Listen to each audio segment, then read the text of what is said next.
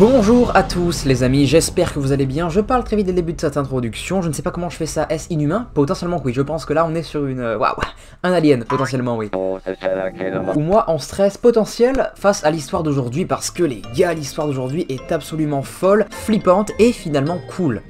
Terme pas fou pour définir une histoire d'horreur. Les amis, aujourd'hui je vous ai concocté une histoire de ouf que j'ai vue sur Reddit, dans le Let's Not Meet, et d'ailleurs, rien à voir avec l'histoire d'aujourd'hui, mais Reddit m'a contacté pour que je crée mon subreddit, pour que ma commu, du coup les abos qui ont des histoires à me raconter finalement, les racontent sur ce subreddit là, pour que finalement les abonnés qui auraient des histoires à me raconter de flippantes, d'incroyables, me les racontent non pas sur ma boîte mail ni sur Instagram, mais bien sur mon subreddit, parce que normalement ça devrait se faire. Je vais créer un subreddit pour que vous me mettiez vos histoires que vous avez vécues, ça pourrait être trop cool je trouve. Pendant qu'on est dans la promo, n'hésitez pas à mettre un petit pouce bleu, à vous abonner à ma chaîne, tout simplement dans le plus grand des calmes, ça me ferait trop plaisir. Et aussi pourquoi pas vous abonner au Discord de la clique, ça me ferait encore plus plaisir que l'abonnement et le like, vraiment de ouf.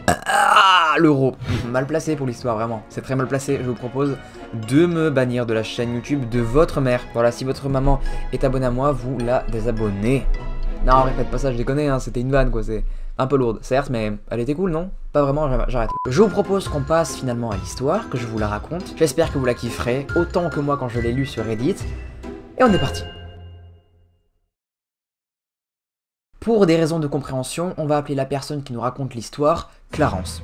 Clarence, elle va commencer par nous dire qu'elle a rejoint Reddit récemment pour nous raconter l'histoire qu'elle a vécue, qui est juste incroyable et improbable, comme elle nous le dit. Cette histoire, elle va débuter, comme Clarence nous le témoigne, un fameux jour où un livreur l'a appelée pour qu'elle vienne chercher un colis. Et en allant chercher ce fameux colis qui était destiné pour elle, elle va remarquer sur sa porte d'entrée que celle-ci a des traces de sang. Clarence, elle va nous préciser que c'était pas non plus des traces énormes, mais suffisamment pour qu'elle pense que quelqu'un avait essayé d'entrer chez elle. Pour Clarence, ça va être à ce moment-là assez dur pour elle de comprendre qu'il y a un mec qui a littéralement essayé de rentrer chez elle. Parce que comme elle nous le précise, pour rentrer chez elle, il fallait ouvrir un portail qui, lui, était séparé d'une centaine de mètres environ de la porte d'entrée. Elle va trouver que cette histoire de sang sur sa porte n'a pas de logique, et ce qui va d'ailleurs s'accentuer encore plus avec la suite de l'histoire. La première chose que va décider de faire Clarence pour se prouver qu'elle n'est pas folle, c'est de montrer les taches de sang qu'elle a vues à ses voisins. Certains de ses voisins, à ce moment-là, en voyant ça, ils vont être méga inquiets pour Clarence. Ils vont essayer par la même occasion de trouver des explications rationnelles, sauf qu'ils n'en ont pas trouvé. Aucune tentative d'effraction, pas de traces chez les voisins, ni à l'entrée de chez eux, pas d'invitation de personnes ivres ou blessées qui se seraient trompées de maison, rien du tout. Alors, c'est quoi ces taches de sang, putain de merde? Alors, la première théorie à ce moment-là des voisins et de Clarence, c'est peut-être qu'une personne était souffrante, était blessée, et elle a voulu se réfugier donc chez Clarence. Mais chose étrange, c'est que si une personne en détresse aurait voulu de l'aide, elle n'aurait pas escaladé le portail pour atteindre la porte de Clarence, mais bien juste aller dans une maison à côté, voisine de Clarence, qui était les propriétés les plus accessibles, pour toute personne étant blessée. Du coup, pour Clarence et les voisins, on balaye littéralement cette théorie que ce serait une personne blessée qui aurait voulu accéder à la maison de Clarence. Alors c'était qui ? Clarence étant plutôt cartésienne, ne croyant pas à tout ce qui est scénario de films d'horreur, un peu dans le même délire que Scream, les gros psychopathes tueurs en série qui voudraient rentrer chez toi par effraction, il lui fallait une explication rationnelle. Et puis en cogitant sur cette histoire, Clarence, elle va se souvenir d'un événement qui s'est produit juste le lendemain après le soir du Nouvel An, et qui à l'époque l'avait fait assez rigoler. Sa voisine, qu'on va appeler Martha, lui avait envoyé apparemment un texte lui disant qu'elle aurait quelque chose au bas de sa porte. Au début, Clarence va penser que c'est simplement un colis ou une lettre qu'un livreur lui aurait déposé. Sauf que non, c'était comme nous décrit Clarence, quand elle aurait ouvert la porte, elle aurait vu accrochées à celle-ci deux peluches rouges, une en forme de cœur et une en forme de crabe. Elle va trouver cette situation littéralement improbable et un peu gênante, parce qu'elle n'a absolument pas commandé de peluche en forme de cœur et en forme de crabe. Alors est-ce qu'elle aurait un destinateur inconnu? Pour l'instant, c'est l'option qu'elle va choisir. Elle va penser que c'est une personne qui s'est trompée d'adresse et qui a envoyé à la mauvaise personne. Ça peut arriver des fois. Mais élément encore étrange, car comme je vous l'ai précisé au début, ce qui séparait la porte d'entrée de chez elle, c'était un portail blanc. Mais à aucun moment, un livreur aurait pu rentrer si elle ne lui aurait pas ouvert le portail blanc. Et comme elle nous précise, elle a ouvert à aucun livreur depuis la découverte de ces peluches en forme de cœur et en forme de crabe.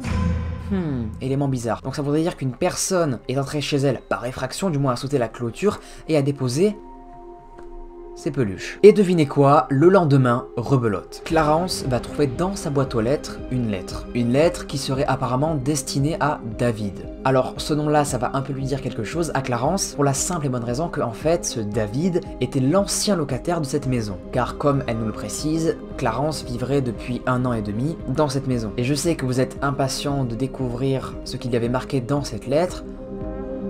Eh bien c'était ceci. À toi mon chou, heureuse année 2022, espérant qu'on se retrouve vite, appelle-moi, Gérald. Alors, sur le moment, Clarence, elle va trouver ça super cool et sympa, mais un peu bizarre quand même. Mais elle va être aussi un peu dégoûtée pour ce fameux Gérald qui a écrit la lettre, parce qu'en fait, elle va penser, Clarence, que la personne qui avait déposé cette lettre était la personne du coup qui a déposé les peluches, destinées non pas à elle du coup, mais à ce fameux David. Elle va comprendre que ce fameux Gérald était sûrement passé chez elle pour tenter de se réconcilier avec David, pensant qu'il résidait encore dans cette maison, et n'avait peut-être pas osé toquer.